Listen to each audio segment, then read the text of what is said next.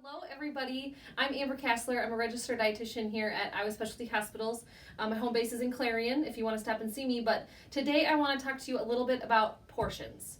As a dietitian, I am 100% an advocate of eating how you want, meeting you where you're at to meet your nutritional needs. I'm never going to tell you no, you can't have something, because you're never going to tell me that I can't have my preferred things. Ice cream is usually my go-to, but I really don't discriminate when it comes to any foods. I love to eat. So anyways, today I want to talk about portions. If you haven't seen this before, this is one of the starting places that I use for my patients and clients. I like it because it includes all of the food groups. It doesn't discriminate one against the other. It gives a nice round balance of everything, hence well-rounded diet. So yes, half of your plate's fruits and vegetables, quarter of your plate grains, quarter of your plate protein, and a bubble for dairy. Now this sometimes seems easier said than done, but when you just sit down and think of the nuts and bolts of each of the food groups, it can absolutely be done. But today I want to talk about these food groups in relation to their portion sizes, because portion distortion is a very common problem right now. We have an obesity epidemic here in America, and just tailoring down on our portions can help tremendously. So let's walk through a couple of these. I've got a sample plate of this so you can see visually how it looks on a plate. Now, your plates at home, you want them to be about the length of your hand. So see how it's the length of my hand here. That's going to tell you that it's a good size plate. I know a lot of them can get pretty massive. Another rule of thumb you can do is just use the salad plates that you have at home, because it encourages a small portion. When you have a smaller plate and a normal portion on it, it's going to look huge. Whereas if you have a really big plate and you have a normal sized piece of food on there, it's going to look small because you've got so much empty space on your plate. So walking through some of the food groups, let's start with the grains, which here in the Midwest, we definitely love our grains. I am on that group as well. Again, I'm a dietitian because I love to eat too. So I want to talk about the traditional grains. So like your rice, how that looks on your plate. Your pasta, again, taking up about a quarter of your plate. You'll notice that it doesn't heap, right? I mean, you're only fooling yourself if you want to have a heaping mound of pasta or mashed potatoes, but then come in and tell me, well, I'm only eating a quarter of my plate. You're only fooling yourself there. Another one that we have a tendency at my house to overdo on, which it's easy, I'm right there with you, is the cereals. So 1 cup of cereal is generally 1 serving. And this is what a cup of cereal looks like. Now I know that we don't normally hold it in our hands, but it's really not a ton. And I have a tendency at home, if I'm using a bigger bowl, to fill it all the way up so it visually looks this full.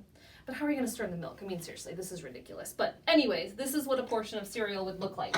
Now, what a lot of people forget about, especially again here in the Midwest, is that our starchy vegetables, they fall into this grain category.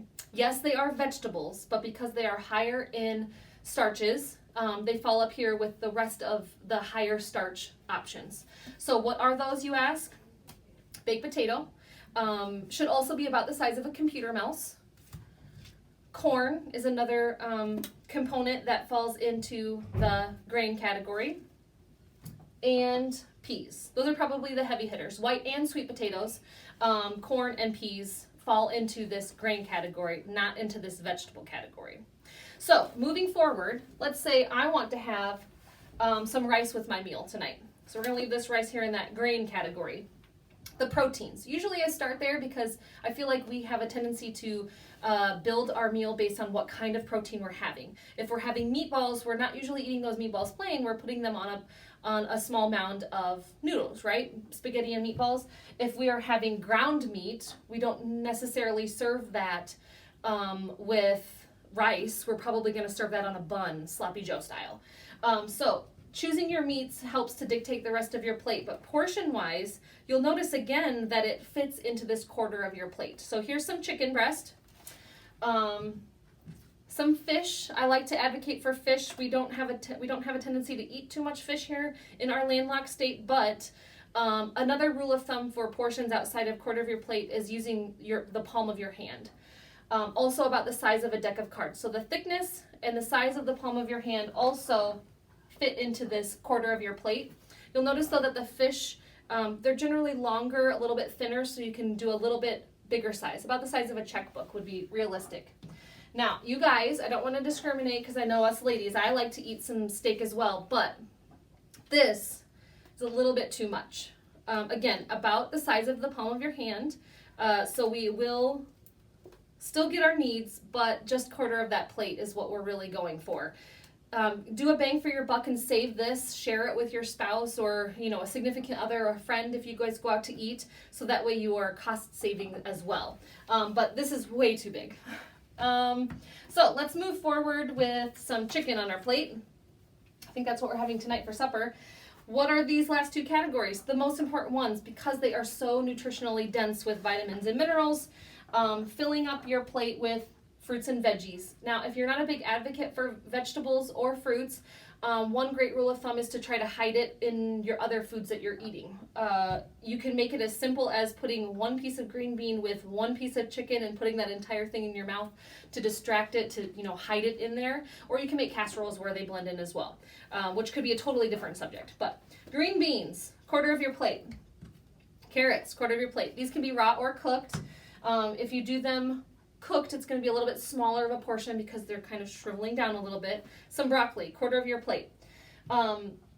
Fruits, half of a banana is usually one serving size, unless when you're at the store you can find one that is about the length of your hand. Okay, so half of a banana of the large ones is usually one serving size.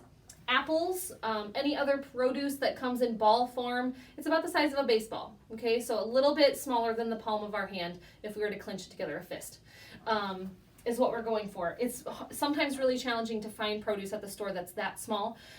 Fall is a great time of year to find Honeycrisp apples, our personal favorite, but they're like the size of my child's head. They're massive. 2, sometimes 4 servings of fruit right there. Ladies, we only need 2 servings. Men, you can have 3.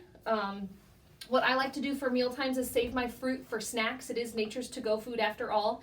And then pile up with half of my plates of vegetables because they're lower calorie, they're more nutrient dense, and so that way I can fill up on those but not overdo it and get into a calorie surplus to encourage weight gain. So that's your fruits and veggies. I'm having a difficult time holding all of this up.